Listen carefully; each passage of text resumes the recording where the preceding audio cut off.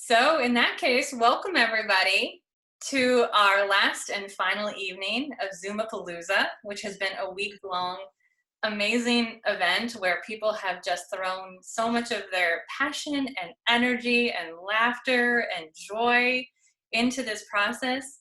And it's been so wonderful. And this is a perfect way of ending it, because the last 3 nights we have had, we've been featuring the directing projects. And the 5 weirdos you see, hopefully maybe around me or near me, they're all around me that I can see.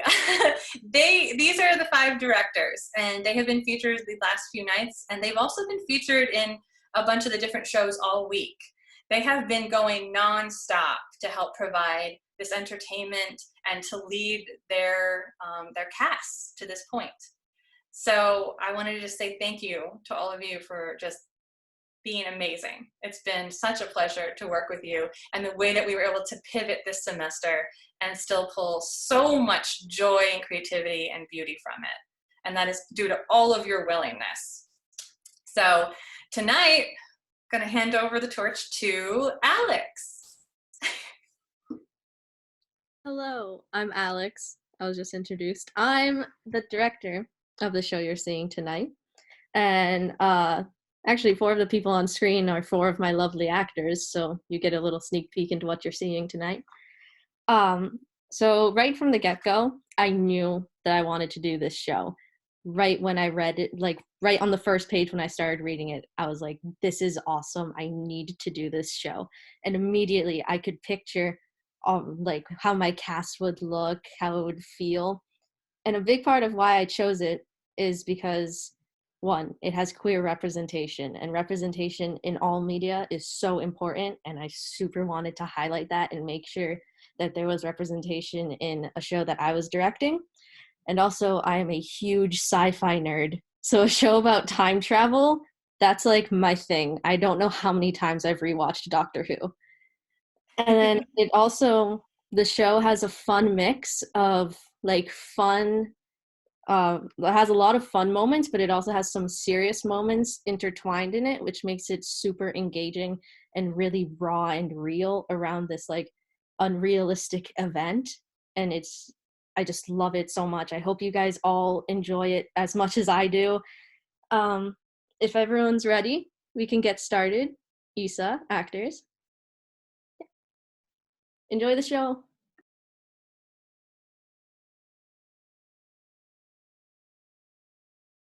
Lights up on a small diner, the Starlight. It's about as small as the Milky Way when you're gazing at it from the hood of a '98 Chevrolet. It's cozy but glamorous.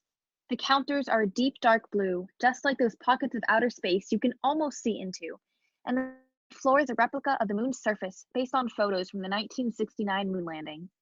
The ceiling is made out of glass that looks like stars, which hang all around so that it doesn't seem like there's a ceiling at all, really.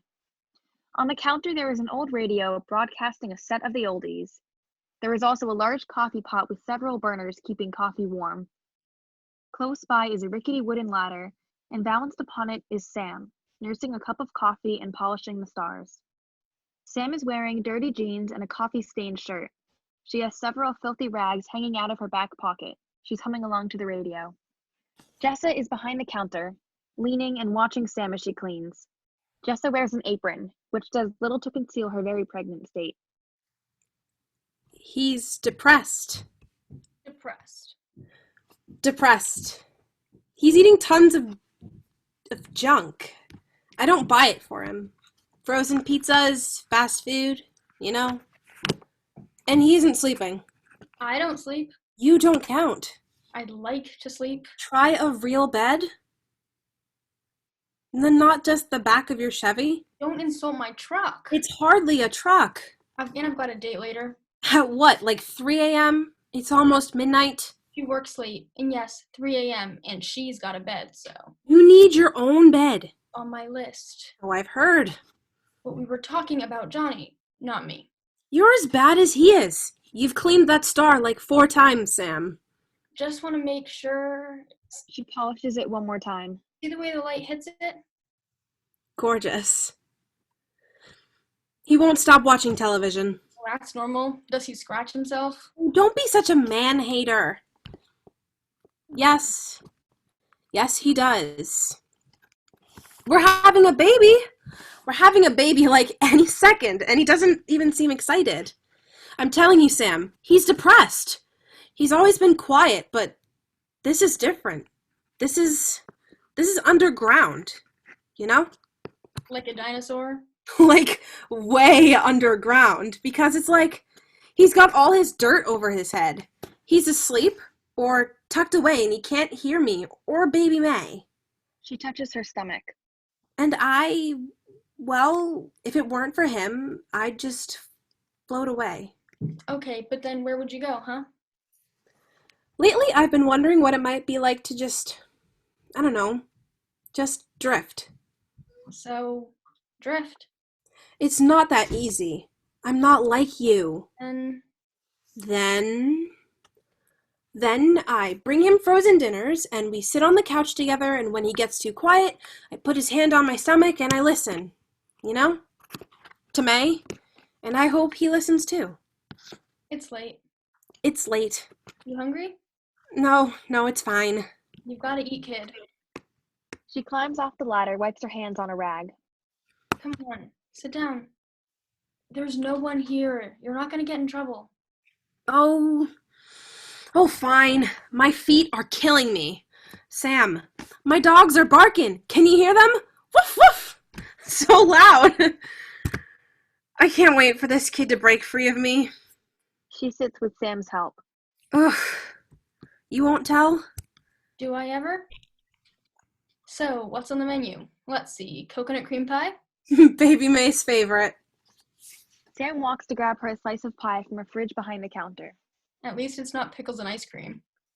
I'm so glad you don't mind me talking to you about all this. You know, about Johnny and the baby and you know. Running away?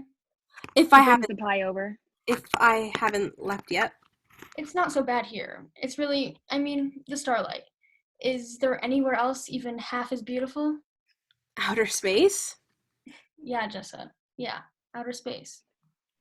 There is a moment of silence. The radio plays softly in the background. Jessa eats and Sam returns to the ladder, folding it up and tucking it into a corner. Ow! Ow! What's wrong? Is it the baby? Are you okay? Oh no, it's my feet. It's my feet. These shoes are killing me. You want some help? Yes, please. Sam approaches Jessa as though she has done this 100 times before, and tenderly kneels in front of her, removing her shoes. All the while, Jessa looks down at her. The moment is sweet, comforting, and, if you will, pregnant. Sam takes her time. This goes on in silence until the second shoe is almost off.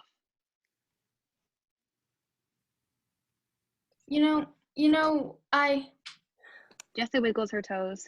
Oh, that feels so good. That feels so nice. It's much better. Yeah? I just wonder. Johnny's away so much, and when he's home, Uh-huh. Are you happy, Jessa? Are you, with Johnny, and of course you're happy. What's wrong with me? What am I thinking? Of course, you've got a baby on the way and a husband who really ought to adore you, and... The door to the diner flies open. Enter Dr. Moxie, trailing a stream of loose papers, followed immediately by Danny, who struggles in vain to catch the paper trail. Dr. Moxie is older, stately, and dashing in his white lab coat. Danny is skinny, wearing a plain white tee, cuffed jeans, and a baseball cap. Think the great Gilly Hopkins, but all grown up. She looks a little frantic. Turn on the news! Coffee! We need coffee! Sam and Jessa are momentarily stunned, their quiet moment blown from the water as if it were a turtle and Dr. Moxie a particularly well-aimed shotgun. Dr. Moxie and Danny make their way to the counter, where the good doctor sits, leaving his assistant to fiddle with the radio. Static, and then a news report. During the report, Sam and Jessa collect themselves, and Sam begins to clean tables while Jessa pours coffee. Have your eyes locked on the skies, folks. Less than 40 minutes to go. Have you shut your lights off yet? Cities all over our great state of Arizona have been powering down in the last hour. So make sure you give yourself at least 20 minutes of true darkness in order to let your eyes adjust. Look up good. Look up good, people, to all the stars above. And if you see the faint green glow, then raise a mighty cry and call your family to the grand outdoors. pull them away from all their vices and devices, and demand that they attend to this celestial event. The voice cuts off as Danny turns off the radio. Damn, boss, they got it all wrong. Still excited, still thrilled. Little do they know. Jessa hands him his coffee. Thank you, my dear. Little do they know. Late night, doctor? Isn't it always? Who can sleep? Science! Hey, Sam. Jessa. How's baby May? Kicking the shit out of me currently. But otherwise, fine and dandy. Lost your shoes? Oh, don't be a pain. Can I get some coffee? It's going to be a long night. Jessa hands her a coffee. Seems like it already is. The two of you. Are you the only ones here? Aren't we always? Good, good. He gathers his papers close and examines them. Danny, Yeah, boss? calculations. Danny goes through the papers until she turns up the right ones. Dr. Moxie seems satisfied and is lost in his work. You need me to work anything out? Or... Danny returns to her stool. She removes her baseball cards from her back pocket and begins to shuffle them. Sam comes up behind her and tweaks her hat. Danny, how's it going? Oh, it's going great. Pretty good, that is. I mean, Dr. Moxie's got it all planned out, So there's that, but I'm not so sure. What the heck are you talking about? Oh, well, you see, there's, okay. She composes herself, though still clearly nervous. Okay, well, see, what's happening is that the good doctor thinks, and so do I, actually, we think, that, Earth might be in for a bit of a celestial event. Well, yeah, we know that. We heard it on the radio along with everybody else. Yeah, the Comet Killjoy, an ironic name, actually, because it probably will, kill all the joy there is on Earth. Also, life as we know it. She takes a sip of her coffee. Sam and Jessa stare at her. What? Yeah, what are you talking about, Danny? Danny paused through her baseball cards as if searching for comfort. Well, the thing is, we're in for, less of a celestial event and more of an impact event.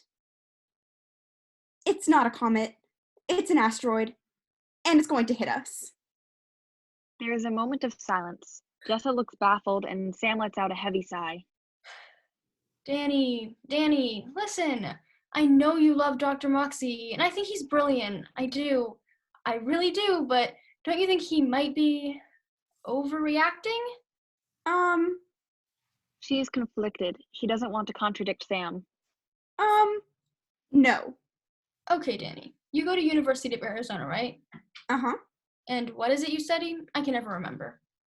Getting my master's in atmospheric sciences with a minor in astrobio. Right, great. So you're kind of a whiz, right? Kid genius? Youngest in my program. Okay, so maybe there at U of A and you with all your infinite knowledge of space and physics, etc., maybe you can understand how Dr. Moxie might be mistaken? He's the chair of the department. Okay, kid. I'm 24. Okay, Danny. Okay. Why don't we do this impact? What time is it now? 11:33. Okay. Then about 26 minutes, give or take. That's crazy. That can't be right. Can it? Sam? Can that be right? I doubt it, but I'm no whiz kid. Danny stares at the cards. You guys shouldn't freak out. Don't worry. The good doctor has a plan. It's just that... Let it out. Suddenly urgent, moving towards Dr. Moxie. Doc, are you sure we can't try to take the Diamondbacks with us? She pulls calculations from her pockets, and they spill on the floor along with the baseball cards. I crunched some numbers, and I think we can handle it. This is no time for sports, Danny. No time at all. We've talked about this. It's too risky. We can't chance it. Doc. No, not at all, no, and let that be the last of it. Pie! Pi? 3.1415926. Pie with an E. Coconut. Jessa? Coming right up, Doc, though you should know you're depriving me of vital nutrients necessary to the well-being of myself and my unborn child? You look like you could use a laugh, Doc. I'm saving my laughter for later, Jessa. Sometime after midnight. All right. I need a break from this. I'm going out for a smoke. I'll be sure to raise a mighty cry if I catch sight of our doom. No need. Haven't you been outside at all tonight? It's shining up there. A streak of bright white. Sam takes a minute, looks annoyed, and heads outdoors. But the radio! Rules! Yeah, the news is being super shifty about this whole thing. They can't wrap their heads around it. You mean they're lying? I don't understand. Why? Should I be worried? Should I get Johnny? Should I call my mother? We have a dog. Sam enters, concerned. Yeah, that's some bright light. Sam, I'm going home. I've got to head home. Can you call Tommy for me? Call and see if Eric can come in instead. It was supposed to be her tonight anyway. Well, hold on, let's see.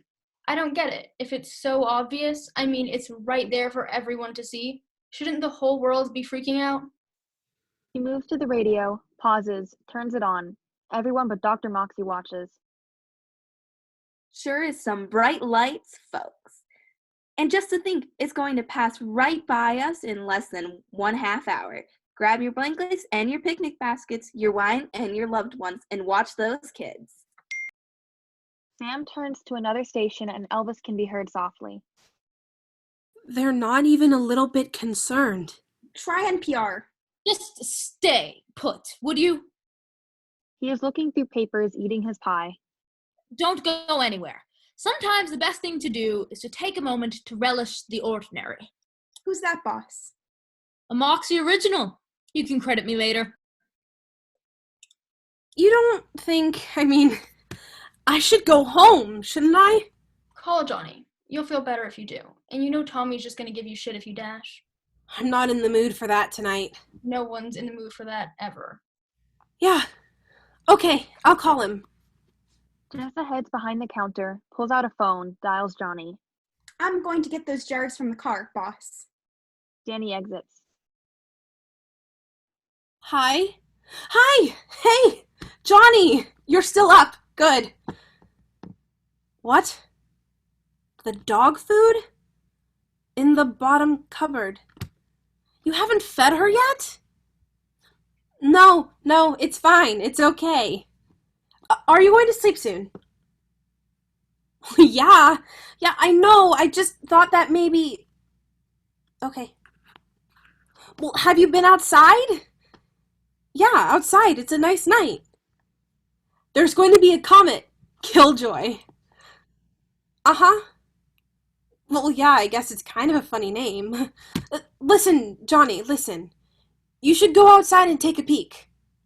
I'll wait. A long pause, during which Danny re-enters with a case of mason jars and a bag swinging from her shoulder. Danny sets the jars down at a booth and begins to take them out of the flat and inspect them. No, I'm still here. Did you go outside? Did you see it? Oh, yeah, it's really bright. You should... Oh. Yeah, okay. Yeah, no. I love Lucy too. That's a good episode. Okay. Love you. Baby me too. How's Johnny? He's fine. Good. I made him go outside. Do you feel any better? Yeah, I'm good. I'm great. You're lying. I'm fine.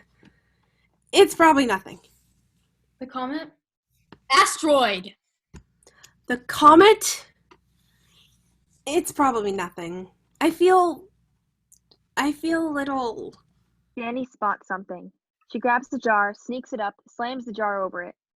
Got it. Got what? A lizard. See? Urosaurus ornatus. An ornate tree lizard. He's a male. See the blue patches? pretty. To You feel Jessa. Just a little unsure? Lonely. I feel lonely. lonely? Oh, you're right. I'm being silly. This is ridiculous. Dr. Moxie, you went and got me in such a funk. The obscure we see eventually. The completely obvious, it seems, takes longer. Howard Smith? Edward Murrow. Ah. Danny stares at the lizard. He wants to get out. He keeps trying to climb the sides, but he can't get a grip on the glass. Are you contaminating our specimen jars, Danny? That seems ill-advised. No! I mean, sorry. Yeah, I'll let him go. Outside or inside?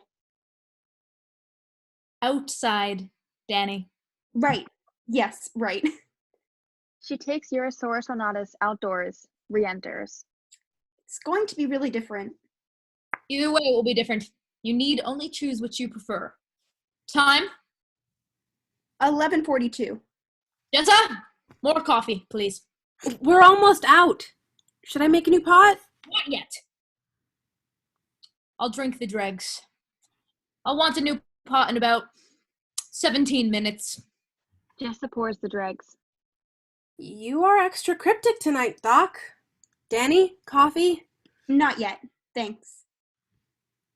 The Starlight is quiet once more. Danny examines her baseball cards. Dr. Moxie is still going through papers, drinking his coffee.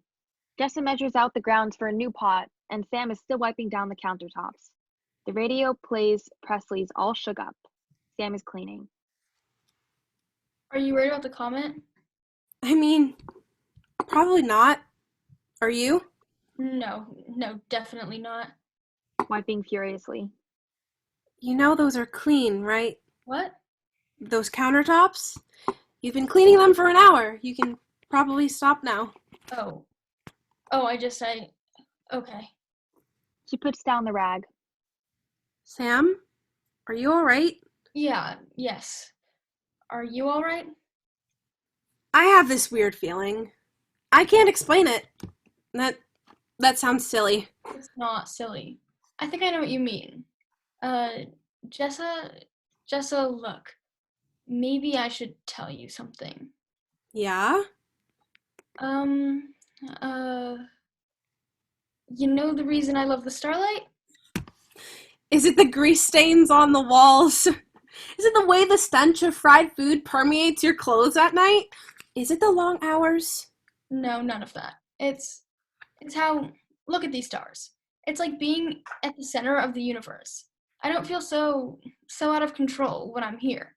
And yeah, it's a diner in the middle of nowhere, and sure, Tommy's a dick, but I guess what I'm trying to say is don't feel lonely or scared, because when you're here, you can see everything. You know what I really love about this smelly, messy diner in the middle of this nowhere desert? What? When I'm here with you, or when I'm here, in the Starlight, I feel safe. There is another silence, laced with the sounds of the radio, papers rustling, coffee being sipped. Outside, the light from the comet grows brighter and brighter. So, do you guys like dinosaurs or? Once again, Sam and Jessa are jolted out of their reverie. They stare at Danny. Dinosaurs? Yeah, you know, feathery, kind of giant, and Her cell phone rings. She pulls it out, sees the caller ID. Oh, I gotta take this. Hey, Mom.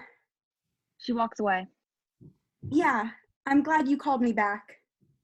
I know what dinosaurs are. Mom, hey, listen. I'm glad you got back to me. I gotta talk to you.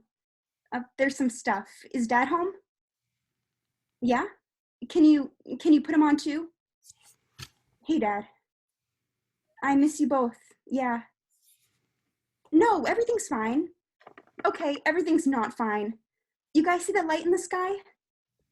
No, it's not a comet, actually. It's an What? What? That's not why I called. Brit? No, We broke up. No, that does not mean I've come to my senses. That means she was a gin-guzzling nitwit who thought some douchey frat bro at the bar was worth throwing. You know what? Never mind. It's not a fun story. For me. Yeah, but it's not a phase. Uh-huh. Uh-huh. Uh-huh. Jason sounds like a real champ. Champ! Uh-huh. No, that's awesome, actually. Go ahead. Invite him over. Next Friday night. Great. Yeah, around 7. Meatloaf? Sure. I've been a vegetarian for the last 4 years, but meatloaf sounds great. I am not using sarcasm to mask my feel. Okay. The green dress? She looks at her watch, looks out the window. You know what? Yes. I will wear the green dress. I'll shave my legs, and I'll see if Nikki will let me borrow her pumps. No, that's not slang for what I do. Mom, listen, would it really be that bad? If I was, more like Jason? You always wanted a son, right? Mom? Hey, Dad. I'm not trying to work her up, but it would be really stellar if you guys could just... Okay. Okay. Not another word. I'll see you Friday. Yeah. Yeah, the sky sure is bright. Love you too. Without a beat, Dr. Moxie rises and brings Danny the rest of his pie. He makes her sit. Sam and Jessa come over. That was rough. You okay? Discussion is an exchange of knowledge. An argument, an exchange of ignorance. Robert Quillen. Danny, sweetie, it's not you. It's them. Thanks, guys. I know. It's just, God, I can't stand it. And they wonder why I don't come home to visit. When I hired you, what did I say I was looking for? A comparably high-functioning biped, capable of some terrestrial motion, regardless of how that might be achieved, adept at solving complex mathematical equations, who enjoys one-sided loquacious debates, and also pie with an E. That's correct. And did I mention anything about your personal life? I mean, that thing about the pie was a little bit personal. Danny, did I exhibit any signs of interest in your personal preferences? No, Doc. You are, I presume, aware of the unique sexual assignment given to the flatworm, the sponge, most species of snails, and all earthworms? Hermaphroditic, sir. And throughout time, has this helped their species to flourish? Or to, how would you put it, flop? Flourish, sir. But I'm not, I don't have... My point, I'm certain, has not been lost. It has. He's right, Danny. And don't forget about seahorses and penguins. And, I read that book. Biological exuberance? And Tango Makes 3. Thanks, guys. This was the, weirdest pep talk ever. We'll be your family, Danny. If you don't mind having us. You can always talk to me about whatever. I know. Thanks. It's just, She takes out her baseball cards. I called to try and get them to... They all look to Dr. Moxie expectantly. We don't have much time. Wow, Doc, could you be more macabre? Jessa grabs Sam's arm. God, I've got goosebumps. Flustered by Jessa's closeness, You do? she looks. You do? What from the comet? asteroid. It's nothing to worry about. I think that light's getting brighter. Danny, are you well? I'll manage, boss. Jessa, how's the coffee? Ready for a fresh pot whenever you want? Ugh! Where is Erica? This was supposed to be her shift. I'm tired. My feet hurt and I want to go home. It's definitely nothing. The comet, asteroid, whatever, it's definitely nothing. And we're all just panicking because it's late. You're all exhausted. I need... A cigarette? Yeah. I wish you'd stop. It's not good for May. Kid's not even born yet, Jessa. That's not the point. When May gets here, we can talk. God, Sam, just take care of yourself. It's like you don't actually give a damn about... You have a lot of dams, okay, Jessa? You don't. You're going to smoke yourself to death. I'm not doing this again. It's not always your choice. Someone has to care about you, even if it's just a little bit. And, ugh, you make me feel... God, I just feel like I have two What, Jessa? husbands to take care of. And don't you think one is enough? Yeah, one is all you really need. That's great, Jess, just fine, fantastic. I'm going outside. She exits to smoke. I don't understand how that always happens. Do you fight with Johnny a lot? Not like this. Johnny... We actually had a fight a few days ago. I don't really understand what's going on with us. And I think I'm bringing it to work, and I don't mean to. I know I'm just pissing Sam off. She's annoyed, and I'm nagging her so much. It's more complicated than that. Probably. Or something. It's just that me and Johnny, we've been a little rocky lately. Which is just stupid, because he's always been so good. So peaceful. And he made me feel safe. You know? Mm-hmm. But I don't feel safe right now. Because of the asteroid? Because of the future. That's what I meant. Because he's leaving me, Danny. What? Yeah. You're kidding.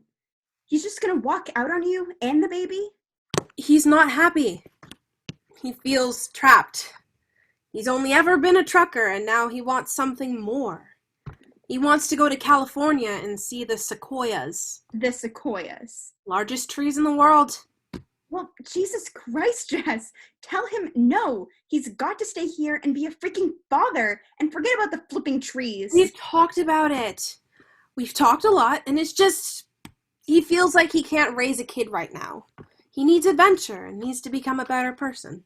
Well, maybe raising a baby will make him a better... Danny, please. I know, okay? I know. We've talked about it. And at first he said he'd stay. But all he does now. It's like he's not even a person. Just a lump. He may as well go. I can do this on my own. I won't be the first. That's messed up. Does Sam know? No. No, and don't tell her yet. Please. She's going to absolutely lose her shit. I can't handle that right now. I'll tell her after he leaves. And then I don't have to worry about getting between them when she tries to kill him. Jeez, Jess. I'm so sorry. Me too. I don't know. I don't know how I feel yet. It's like when we were first together, I really loved him. I think. No, I did. But it's been lately it's gonna be okay. And soon I'm gonna have May and we'll be okay together. Yeah? Yeah? See, this is why I don't bother with men. It's not like that. Anyway, you and Doc may as well be married, so don't read me the riot act, all right? What's that? Nothing. Absolutely nothing. Boss, thanks for checking in. I'm eccentric, Jessa. I'm not deaf. It's a healthy marriage. Sort of. I would say. Danny is the very best spouse I could have hoped for. Ugh. Feelings, boss. Don't do this. Our mutually occurring fascination with one another is nothing to be ashamed of, my dear. Danny to Jessa. This time of night is bizarre, Boss is lost in stimulants. He gets all, feelings. To Moxie. Easy on the coffee, boss. What about your heart? My heart will be fine, Danny. Lightning rarely strikes twice, as you know. Though I thank you for your concern. It's a loving concern. Also selfish, because if something happens to you, we're all totally screwed, right? I have faith that your intellectual capacity will carry you far, Danny, provided you allow yourself to consider all the variables. Doc. And don't get lost in your insecurities. I know. The door opens and Sam enters. Jessa, I'm sorry. She rises. I'm sorry, Sam. I'm real sorry. I should, I don't know, leave you alone about it, I guess. They waver for a moment. Danny, time? 11:58. Whoa, guys. Whoa, we have to, I need to make sure everything I've got, boss, are the calculations all set? And do we need anything else from the car or outside or here or anything? Danny. Nothing is so aggravating as calmness, boss. Oscar Wilde, well remembered. Danny, sit. Danny sits. It's just that this is it. Jessa, I think I'd like a fresh cup of coffee. Do you mind? No, I don't mind, although I don't think anyone in this diner needs another damn cup of coffee. Sam approaches Dr. Moxie. She places a hand on his shoulder. Doc? All set, Sam. Just a few more seconds. It's like daylight outside. I can't even see the stars. Give it a minute. I mean, if it's going to impact, didn't you say? You said midnight, didn't you? Boss has it under control. Just... Coffee, Jessa. This is it, huh? With the hand over her stomach. May kicked. Goosebumps. Now I've got them. I think baby May can feel it. Something weird. Jessa. Coming right up, Doc. Jessa makes her way to the coffee pot. As she turns it on, there is a loud noise as the asteroid makes its impact with the Earth, and light comes pouring through the windows. A beat, and then darkness. And in the darkness, stars start shooting past, first one, then another, until there are hundreds, thousands of stars flying through the air beyond the windows like a computer sequence. Everything inside the diner is dark, except for the stars, which hang from the ceiling, which shine as they catch the light from the stars outside. Jessa is screaming, clinging to the counter. Danny is in her glory, spinning along with the light and the diner, a huge smile on her face. Dr. Moxie observes. Sam initially tries to comfort Jessa, but soon becomes motion sick and wobbles to a counter to retch. This is incredible. It's physics. What's happening? What's happening? What's going on? Did it hit us? It hit us, but not us. Not us anymore. Sam is vomiting. What is this? This is time travel. It should take a few moments. I regret not offering you some Dramamine, Sam. Not your fault, Doc. She's having trouble standing. Oh my god, oh my god, oh my god, how? The coffee pot. The coffee pot? The coffee pot is a time machine. Don't give away all our secrets, Danny. If it's gonna be just us now, Doc, we'd better stop having secrets. Oh, wow. Wow, look at that. Look, now that was a comet. Did you see the tail? All these stars. Still holding on to the counter, she looks around, out the windows. It's beautiful. Just a few more moments. Hang in there, Sam. Jessa moves away from the counter. Wow. Wow, look at this. Danny takes her hand. It's everything. Everything that has ever happened to us. Everything that ever happened that helped to make us. The womb of the universe. Universe is a womb. And 3, 2, 1. With the whoosh of air, the diner comes to a stop. The stars slow down and place themselves back in the sky, which is now dark, unobstructed by the glow of the asteroid, which remains in the future. Through the windows are giant trees, cypress and a few sequoia. Somewhere in the distance, there is the roar of a large reptile. Inside the starlight, the stars flicker back on. Over the Starlight Diner, the moon hangs low and full and yellow. Inside the diner, Sam collects herself, wiping her mouth. Ugh.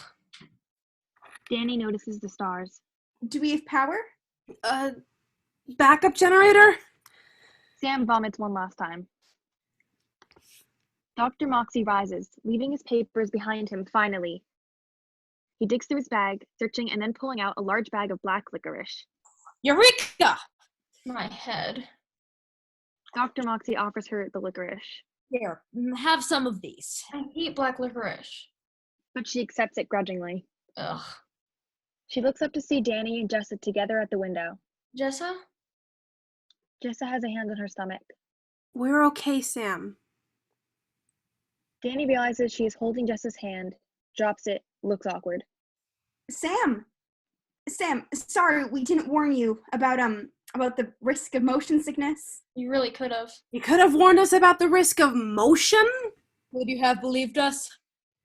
No. Not at all. Party foul.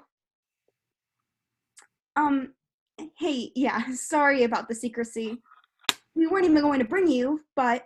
We would never have journeyed without you. You are integral to the Starlight. Yeah, but Jess... Danny, shut it. Jess, what? But Jess... we said to ourselves, but Jess is like the most important person, and we should totally take her with us on our journey to the past, because who else would make us coffee? Or something less offensive. Danny, you nitwit. The past? What's going on, Doc? Where are we? In the distance, another roar. It begins to rain softly. By my best approximation, somewhere around 65 million years in the past. Which means late Cretaceous. Very late Cretaceous. Which means we may be at risk for another asteroid, but not within our lifespan. Which is why... never mind. Our lifespan? Our lifespan? But wait, the past? The crustacean? Cretaceous. What does that mean exactly? Wait. She has been looking out the windows, shaking her head in disbelief, taking it all in. Suddenly overwhelmed, she goes outdoors before anyone can stop her. The door shuts behind her. There is another roar. Jessa screams and comes back in, slamming the door behind her. Danny! Outside! It's so tall! It's taller than me! There's, I don't know, feathers and a beak, not a bird. Ooh, a beak? Feathers. Did it have 4 toes? I didn't count them! Doesn't matter. It was probably a Nothrhynchus. She's beaming and pulls a pad of paper out of her back pocket. That's the first one. Hey, Ash, you can catch him later. I think we got a bigger problem on our hands. Jessa is clutching the counter, breathing hard, nostrils flared, eyes wide. Sam? Sam is by her side. Hey, I'm here. It's okay. Is there... If this time travel...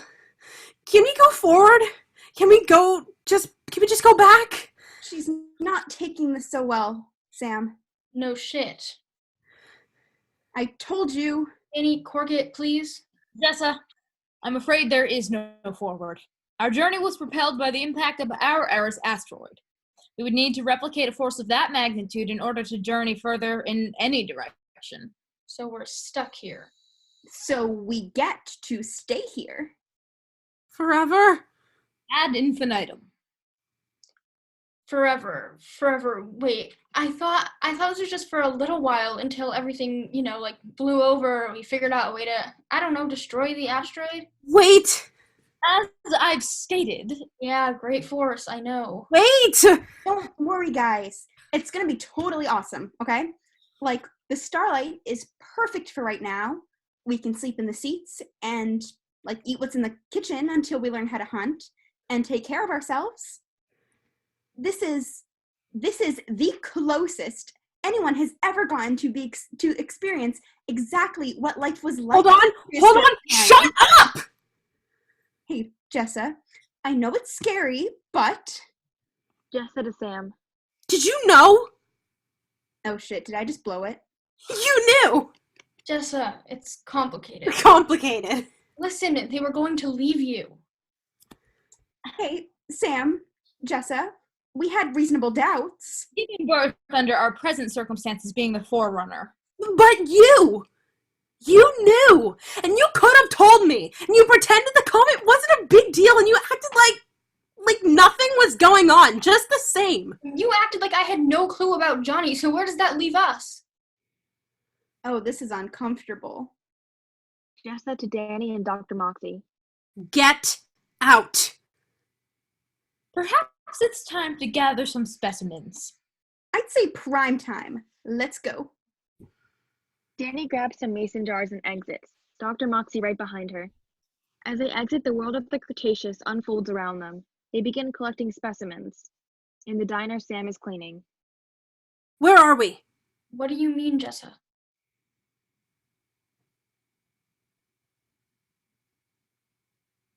Boss, I can't believe we made it. I can't believe we're finally here. Would you have believed, like a year ago, a month ago, last week, that this was possible? That we could get here? Easy now, Danny. You don't want to scare off any specimens. No, of course not. It's like it's Christmas. Like straight A's. A grand slam tiebreaker in the 13th inning. A total lunar eclipse. And I can't make myself calm down. Well, because it's so beautiful. Where are we? This can't be real. We can't time travel, and there can't be dinosaurs, and I don't accept that you planned all of this. And Erica, what did you tell her? It's very beautiful, Danny. Look at the sky. All of those stars. Some of them still so young and brighter than we've ever seen them. The air quality is so much better. The foliage larger, and you look happy, Danny. You look more awake. You look like you're finally getting enough oxygen. What did you tell her? I said you guys needed some extra funds, and I had some tickets for a Dead concert, and she owed me a favor anyway. Extra funds? Like, not a lie. And now you're concerned with my finances. Well, you've got a kid coming and your husband's leaving you, so I thought, gee, what a prime time to try and help out a friend in need. Help me? Help me, Sam? You live in your truck. Choice. Boss, cut it out. You're gonna make me blush or something. The late Cretaceous suits you, Danny. I don't know if I could say that for many. Well, it's a swell place. It's like everything I ever wanted, and the only thing that would make it better would be like... The Diamondbacks. You think you can do better? You think I need to be looked after? I can't take care of myself? Well... Jesus Christ, Sam! What were you gonna do, Jess? No husband on your diner salary and tips and, I don't know, luck? Well, it doesn't matter anymore, does it? Because apparently we're trapped in the past. And oh my God. Yes. I'm going to have a baby here. I have to raise May. Here. We've got a doctor. Nah, boss. Not baseball. My folks. Jessa runs to the coffee pot, turning it on and off, but with no luck. Isn't this thing supposed to be a time machine? How? On. Do you? Off. Get it? On. To work! Off, on, off. Ah! Turning on Sam. I can't believe how. Yes, it's going to be okay. It's gonna have to be okay, because we couldn't stay there, you know? And what kind of life did we have there anyway, even before the asteroid? I had a dog. Sorry. Johnny's dead? It's weird to think about it. About the fact that they're probably, well, dead. I don't know if it counts. Are they dead if, we didn't go forward, and I guess that means they're stuck in the future, so yeah, probably they're... While I am reluctant to entertain notions of fantasy, in this instance, it might be easier to envision time as linear. Oh no, boss, you don't have to. Just this once. I have to sit down. Sam helps her to a chair. Maybe I should have told you, Jess, but I didn't think you'd come if you knew. My parents. Or if time were linear, then perhaps it could be theorized that rather than already deceased, your parents are still yet to come. That helps, actually. It does. And maybe, I don't know. I mean, I'm like still a product of the two of them, whether they like it or not. And I can take the information they've given me and put it to real good use here. Indeed. You're going to lose that wasp. Ah! She lunges to catch it. Danny and the doc, they didn't want to risk it, but I I'm all alone. couldn't leave you, Jessa. I couldn't just let you die. Got it. Well done, Boss, Danny. I'm glad you're here. Or whatever. I'm glad that you're, I don't know, around. And that you've been around when it's hard. When it was hard. I'm proud of you, Danny. I'm very proud of who you have become. You're going to be a fine scientist. Thank you. Dr. Moxie grabs his left arm. What's wrong, boss? Are you okay? He recovers. Yes. Yes, I believe so. Just a sudden passing pain. My body, perhaps, throwing off the remaining strain of traveling through so many eras. Yeah? Yes. Yes, I think so. He gives Danny a pat. Don't worry. Okay. You should have asked me, Sam. You should have told me everything you knew and asked me. If you had asked me. She gets up, walks toward the door. Sam runs after her. Jess, you can't. Sam grabs her arm and Jessa pulls away. Don't touch me. I'm sorry. I'm so sorry. I would have said yes. She exits. Sam hits a counter with her fist.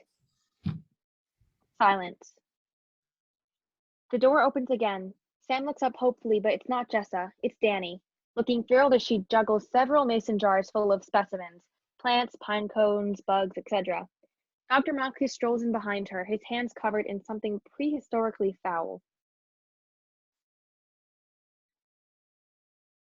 Sam, you have to see what we got. I mean, we didn't even go 20 feet. It's not a good time, guys. Danny lines jars on the counter.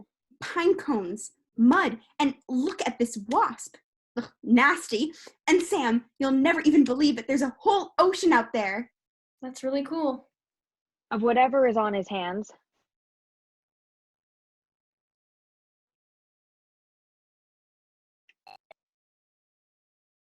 Dr. Moxie leaves to take off the sample. Danny looks around. Where's Jessa? She left. Left? Shit, outside? Alone? She left. She might not come back. It's my fault. No, Sam, you're good. I thought I was doing the right thing. You did the right thing. What were you gonna do? Leave her to die? I mean, she's right. Didn't we do that to everyone else? It's different. It's not different, Danny. It's the same. I don't know. I guess I don't really have anyone except... Never mind. Listen, Sam. If this is real, if this is now, if this is our new world, I'm not gonna lie. I'm scared, okay? I'm pissed my pants terrified, actually, because who knows if it's going to work, if we can actually live out here. And I mean, fuck, everybody's seen Jurassic Park, so it's not like I'm unawares as to how low on the food chain we are. And all of this really cool research we get to do, literally no way to share it with anyone. So I get it. I have parents, Sam. Kind of frustrating parents, but they're still good people. And I had dreams. This doesn't have to be it. Danny, maybe we can figure out a way back. No. No way. Didn't you hear the boss? We don't have a way back. Coffee pot only goes one way. Different dreams then, huh? Yeah. Yeah, I got new dreams now. Dreams for here. I want to build my own wonder camera. You know what that is? No, Danny, I don't know what that is. A cabinet of wonders. I'm going to collect as many amazing things as I can find. And then I'm going to build the most amazing treehouse lab, and I'm going to line everything up and log it in. She pulls out her notebook. It's going to be the most amazing scientific journal nobody will ever get to see. Aren't you and the doc worried about, I don't know, tainting the past or something? I mean, probably. Oh, okay. I mean, who cares, right? Time is a loop, so whatever we did back here, we already did before the time we lived in. It's not like our journey back here started when we came back in time. We already messed up whatever we were going to mess up. Shit, maybe we even caused the asteroid or whatever, but who knows? Danny, you're giving me a headache. Listen, Sam, don't you think you should look for Jessa? She's really angry with me. I know, but maybe don't give up? She'll come back. She needs time to cool down, accept all of this. Yeah. She probably won't get eaten. Very helpful, Danny. It's really too bad about that asteroid, huh? Yeah. I mean, I was like so close to graduating. Well, no, I wasn't. But like, I was on my way. And boss, he just figured out how to mess with all this space-time stuff. He could have gotten rich. At least you both saved some lives. Yeah. And don't worry, he's not all about repopulating or anything. No, because that would be crazy. It really would. In this era, I mean. Thank goodness for common sense. Your Wonder camera sounds really cool. Thanks. My dad has one. Had one. Or will have? I'm not really sure. Yeah? Yeah. I'm going to miss him. My mom was... God, she hated the way... I mean, when it comes down to it, I think she hated, like, you know who I really am because she loved me. I know she loved me, but it was really this idealized version of what she thought I should be. Parents. I miss them. My dad. My mom, too. I'm gonna miss my truck. What if this is a horrible mistake? What if the boss and I, we think we're doing good, but like, I mean, it's just the four of us now, forever, and soon we'll have Jess's kid, and I'm like, so lonely. So, Sam? Danny leans in, kisses Sam, and for a minute, it's kind of the best thing in the universe. But Sam's got her eyes open, so it's obvious how it's going to end. They pull apart. Danny, listen. No, Sam, no, it's cool. I get it. You don't have to say anything, okay? I know. She gives Danny a hug, long embrace, holds her real tight. It's done. It's done. A moment of silence. They remain hugging. It's not you. Dude, I know. What do you mean? It's Jessa. Danny, shut up. How do you... It's not a secret. Wait. Is it a secret? Everyone knows you're like head over heels. Shut up! How? This is not news. You don't know what you're talking about, Danny. You can't say anything. Don't say anything. Sam, I think she loves you too. Danny, I mean, she's married. She's still married to a man. I don't think that matters. I don't think that matters one bit. I think she loves you. And given our current circumstances, I think that's what matters most. I think that you should... Shit, Sam. I think you should tell her. Oh God, I can't. What if she, look at me, I'm... Perfect. It just comes down to what's on the inside, you know? What, like guts and stuff? Well, yeah, guts, but like other really beautiful shit too, you know? Yeah, I do. Wow. Revelations in the past. This is awkward. I like that the stars in here are still lit. That's, pretty magical, huh? Yeah. Yeah, the Starlight as well. Pretty magical. We're cool, Danny, right? I think so. Is the dog gonna be alright? He kind of vanished. He stuck his hands in some ancient pine sap. He's probably going to be busy for a few hours. A clap of thunder. The rain falls harder. Sam looks out the window. It's pouring out there. In the distance, Jessa screams.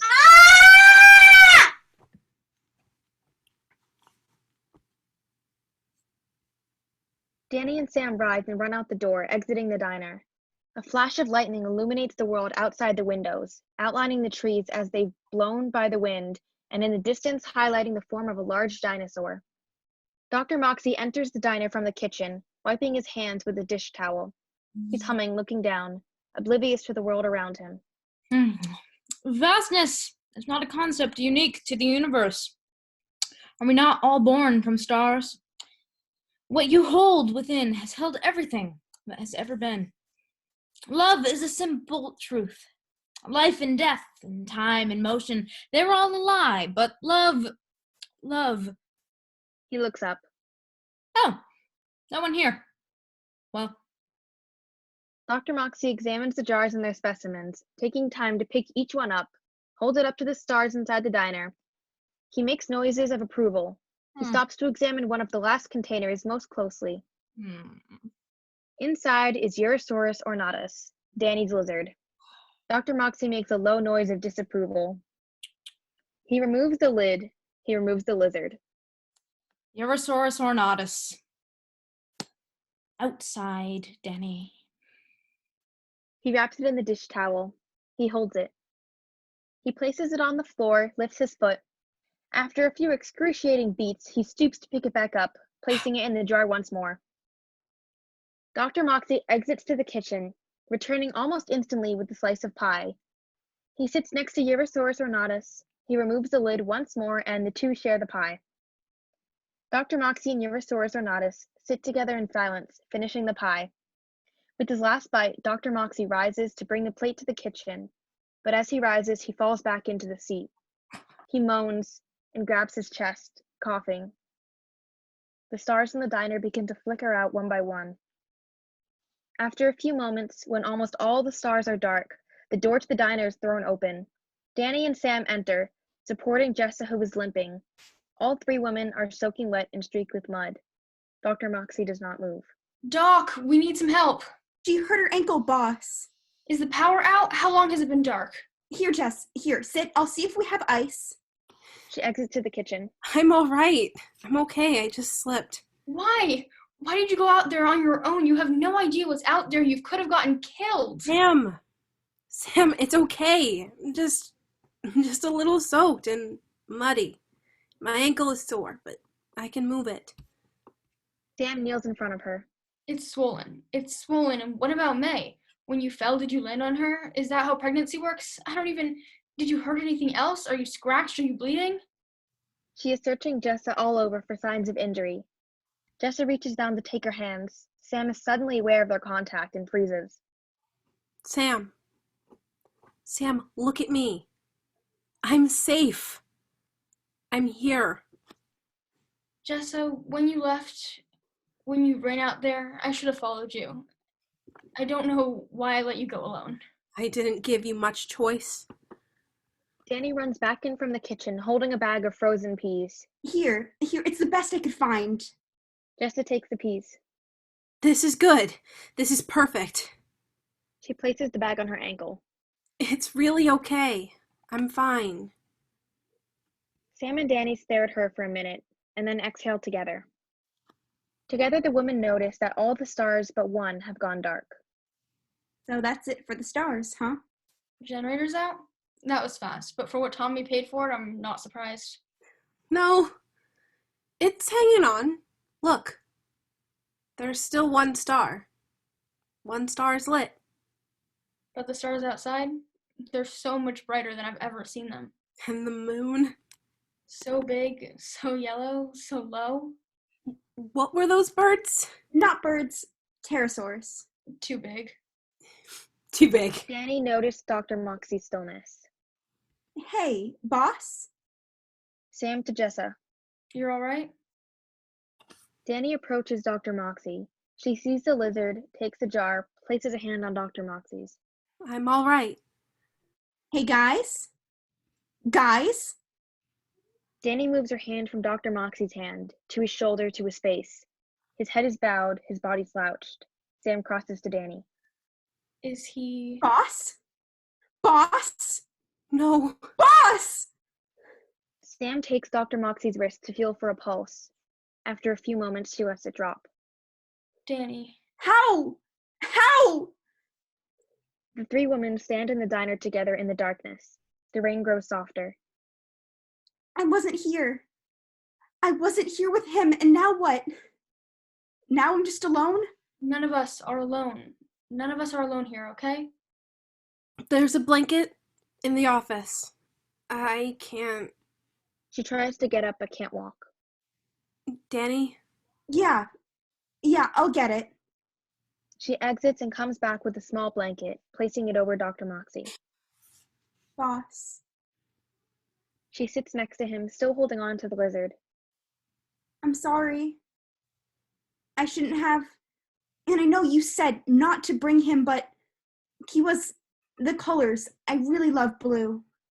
And I've never had a pet before, so I thought We should bury him. In the morning. I wanted you to live in the treehouse with me, my Wonder Camera. It was supposed to be for both of us. She looks over at Jessa and Sam. He was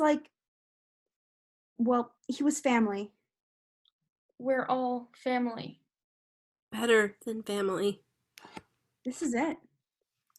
I can't wait to see what this place looks like when the sun rises. I mean, we're all going to die here. Danny. Sam rests a hand on Jessa's shoulder. Let her. We're going to die out here. And is that really better than before?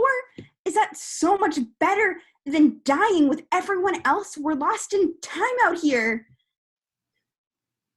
It was so cool. It seemed so cool when we figured out we could do it, when we realized that we could come here and take you and the diner and skip out on death, but shit, we didn't, boss.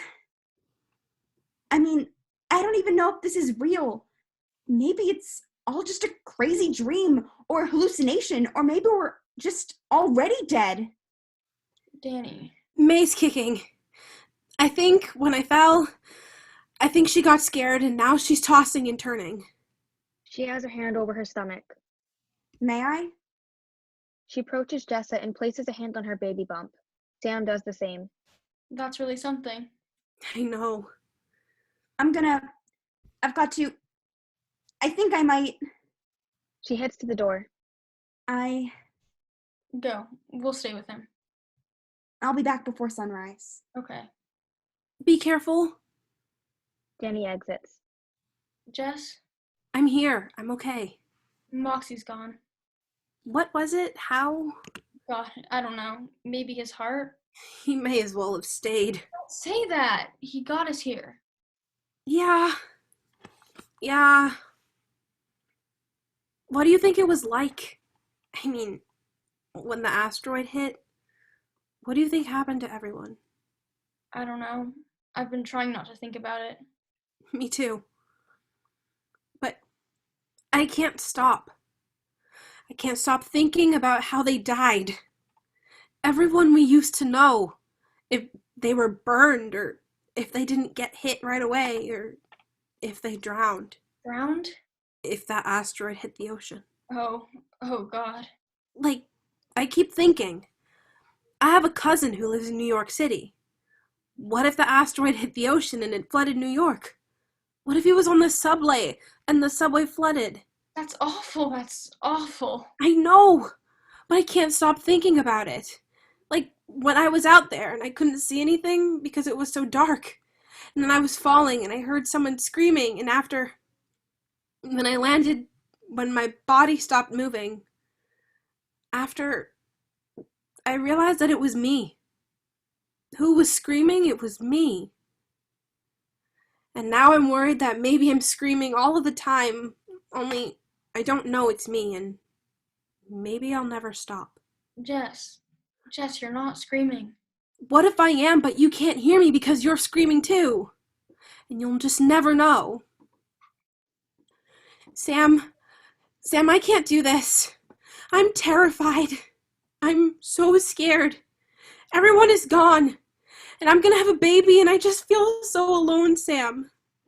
She reaches out, grasping for something to hold on to. She finds Sam's hand. Sam, don't let go. I won't, Jess. I won't, ever. The diner is quiet for a while. The star that is still lit is shining brightly. Jess, I need to say something. I should have said this. I should have a long time ago, okay? Yeah, okay. Jessa, when I look at you, it's like everything I ever felt for the Starlight, only more. Only 'cause your eyes are galaxies and your heartbeat. God, it's like I can hear it no matter where I am, and it's just this sort of slow, steady beating in the background of my universe. And Jess, I know I'm not like Johnny, and I never will be, but maybe I can be better, because I would never leave you. And every night when you left and I had to watch you go, my heart hurt so much. And I think you and May and everything you are together, mother and daughter, I want to help you raise her. You might not think I'm good enough or just enough, but I am. Sam, She reaches out. come here. Sam does. Your heart hurt? She reaches out to touch Sam in the center of her chest, over her heart. Here? So much. It's just, I need you to know. Jessa's hands move over Sam's body. She takes Sam's shirt, hesitates, and then begins to pull it up. Sam freezes, terrified, but then removes her shirt. She's wearing a sports bra. Jessa looks at Sam for a moment. You're so Different? beautiful. Sam takes Jessa's hand in hers, brings it to her mouth, kisses it. Jessa, I'm scared too, but Jessa, I love. Jessa pulls Sam in and kisses her, and Sam responds eagerly. They are lost in one another, and there are shooting stars flying past the windows of the Starlight. For a moment, it's just the two of them, and then Jessa pulls away, just slightly. I know. Sam pulls away a bit. Okay. And Fuck fuck the sequoias! Fuck the sequoias. And I love you too. You know, your eyes are the same brown as Johnny's, and your hair. I wouldn't be at all surprised if May looks just like you. Just like me? Just like you. Well, With a hand on Jessa's belly. Well, welcome to the world then, little baby May. Welcome to the world. A dinosaur shrieks in the distance. A bang as the door to the diner is flung open and Danny runs back in. Hey! Seeing Sam and Jessa. Wow. Okay. Good for you. That's great. That's awesome. Sam, put your shirt on. Sam pulls her shirt back on. Danny. Up in the sky? Yeah? We miscalculated. The other asteroid, it's on its way. Jessa takes Sam's hand. What do you mean? It's going to hit us. But listen, that asteroid, it can help us. She strides to the coffee pot. I think I can get us out of here. A force of great magnitude. And then what? Like back to normal? Well, no. I don't think there is a normal anymore. Or it's different now. We can't fix it? There's nothing to fix. But we can't stay here. We can't die here like the boss. We can't stay here where science doesn't even exist yet. okay? Where we'll just be alone until we're gone. I can get us. I can take us somewhere else. Where? I don't know yet. I don't know where we're going from here, but I promise it won't be boring.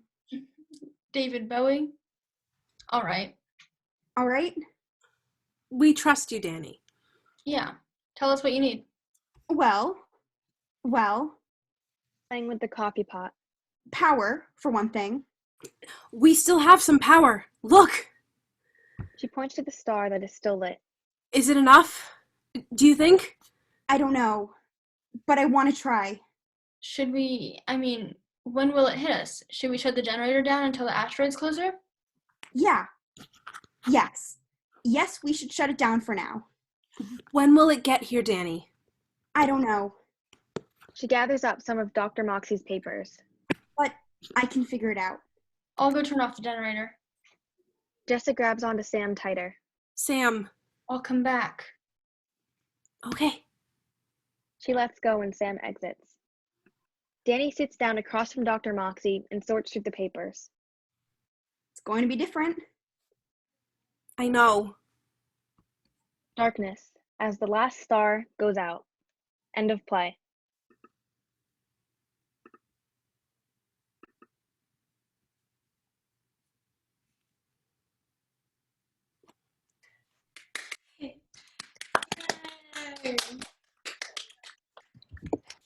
Yes, come out and take your bows. Great job, everybody. So yeah, everyone can feel free to show yourselves or speak up or clap. We can hear you now. What a great show. Congratulations. That was phenomenal, everyone. Oh my gosh.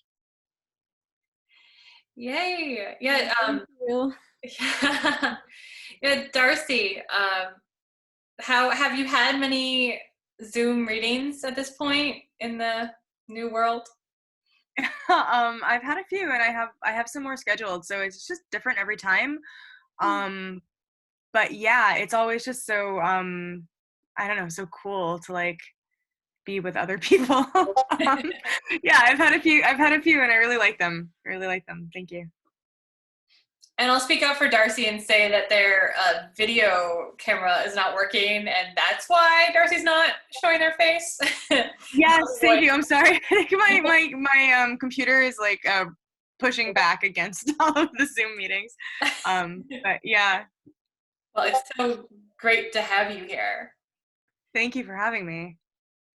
So yeah, at this point, if anyone has feedback, questions for Alex, the director, Darcy, the playwright, or any of the actors, have at it. I would love to start the spread by commenting on Tess O'Leary and her dedication to this.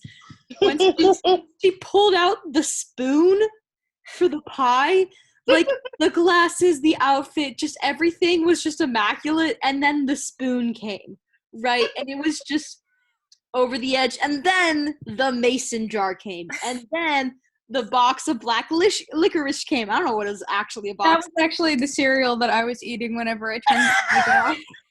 I forgot about the licorice. Just the dedication. I just love it. I love it. It smells like baby powder.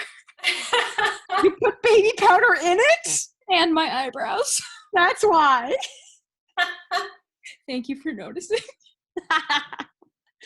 Well, it was wonderful, and I saw some of the comments in the chat that definitely agreed with me, especially when you died. Everyone was like, Doc, you doing good over there? I just thought that would be a peak comment. Thanks, Amelia. Miss Hale? I had a question for Alex as the director. Congratulations, and congratulations to all of you. I feel like I've learned all these different people, these new people. Everybody's been somebody different, throughout these performances. It's been amazing. I wanted to ask you, Alex, how you kind of helped your cast navigate the kind of the edge of, kind of unreality and reality, or like an extraordinary hyper reality. and how you approach that with them. Well, I'm lucky that my cast is also full of people who love sci-fi. Okay. So that wasn't really, I think I had fun playing with like the whole time aspect, like who knew what was happening and who didn't. I just let them do their own thing, and then I would sometimes like interject, but mostly they were just awesome, like amazing, just off the bat. I didn't have to do much. That's nice. Well, I can definitely attest to the fact that you have moved this forward significantly from our first reading of the scenes that we were initially going to perform based on that first reading in class. And when we finished reading those scenes, unanimously were like, we can't stop. Like, we have to read this whole thing. And I think this was one of the best benefits of moving remotely, was being able to do a full performance reading of Starlight Diner. It was just uncanny how you all fit your roles. Yeah, I agree. Just looking at everyone, and I thought everyone's attention to detail and costume and just the way that you all kind of took over your roles was fantastic. Yeah, you all look the part. I would cast you right now. Yeah, and excellent directing. Just great. Just great. I would also like to comment that this is not Tess's first time being an old man. And it definitely won't be the last. Sorry, Tess, but that is now your Put that on your CV. Put that on your resume. You mean being an old man as in my personality or the characters I've played? Because, yeah. What's the difference? Know your strengths.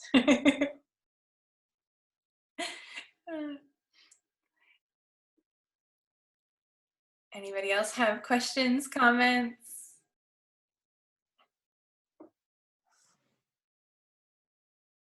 Well, it was wonderful. I really enjoyed tonight's show. This is Kathy Tirado. Vicky's mother. Hi, Mom.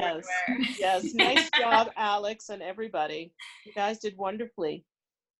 And if you don't have questions, there might be how about like favorite moments or elements that really pop out when you scan back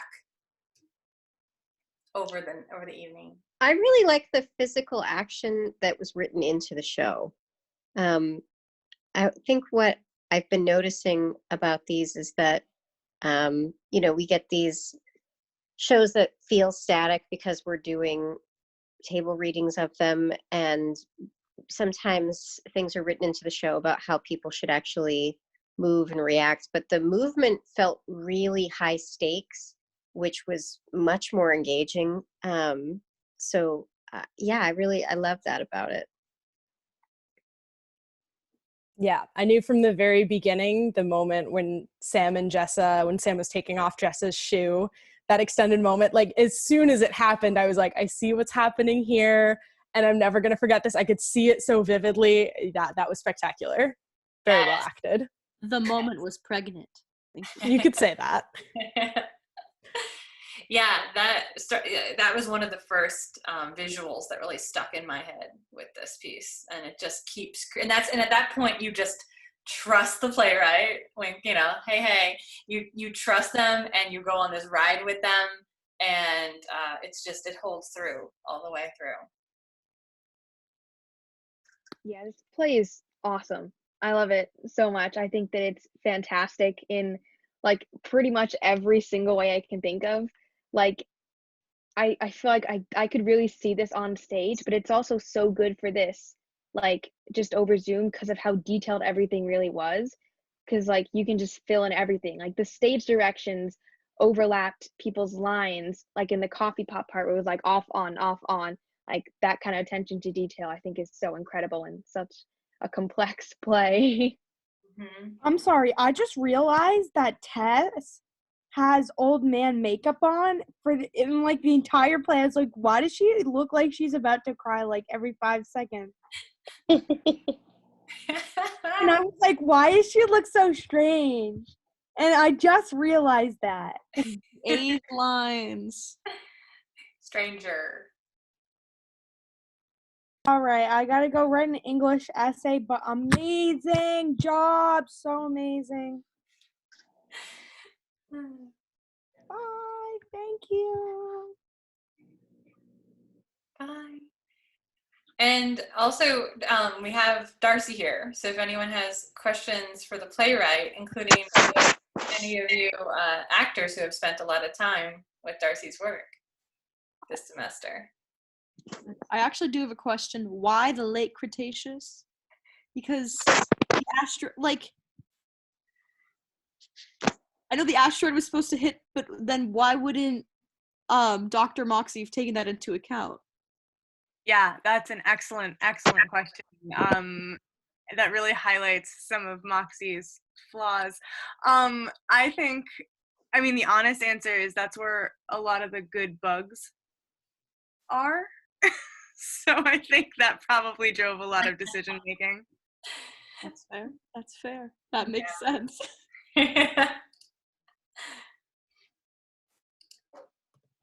Any other questions, feedback? And if anyone's on New Play Exchange, which I highly recommend for anybody who wants to read new work that's out there, I just posted Darcy's link directly to their profile, which has most or all of their plays up there, which are all wonderful. Thank you. Darcy, where is this play in its production life and world? Yeah, I think it's almost done. I actually want to update the script. I would really like for it to be more gender specifically neutral, if that makes sense. So I'm kind of updating gendered language, so that it's sort of just like a play that queer folk can kind of play around in. And just polishing up a few things, and then I think I feel really comfortable with it. There are some things that I'm tightening. In some moments that need polish, but and it's I don't know what this one has. Starlight does not have a production coming up. So it's resting right now. Yeah. But yeah, so it's I think it's like taking a break, and then it'll kind of travel a little bit again. Yeah. I love how much room you leave too for creativity and a production team to really have a lot of fun with it. As I'm sure people saw comments that we had some techies getting very excited in the comments about all the things that could happen and be done. All the yeah, thank you. I used to be, and still am in my heart. Unfortunately, like I don't have any. I have no brain for like engineering, but I was a tech person, and I so badly want to be a tech person still. So yeah, I love that world building. I'm glad people got excited. Awesome. Darcy, when were you at Smith? Oh, I was at Smith from 2014 until 2016. Oh, I just missed you. I was at UMass Amherst. I graduated in 2014. Oh, excellent. Okay. Yeah, from the MFA program there. Oh, fantastic. Yeah, that's such a great area. I'm missing that. Like, it's nice to have that community now, even though I'm missing them, like not being able to be in that area, but I feel like everyone is kind of showing up, virtually in my home, which is such an interesting experience, and I kind of love it. So that's great.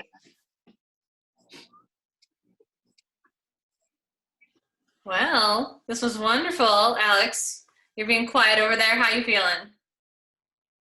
I'm feeling really good. I'm really proud of everyone. Mm-hmm. I'm really happy so many people came out to watch it. Me too. Me too. You should be very proud, all of you. This was so wonderful and a perfect ending to an amazing week. You all just blew it all out of the water. This is fantastic. Absolutely. Yeah, fantastic work. Congratulations on the end of your semester, too, to all of you. Yes. Well earned. Well done, everyone. And seniors, tomorrow is your last day. Good luck in life. And I can't believe that this is how it's ending.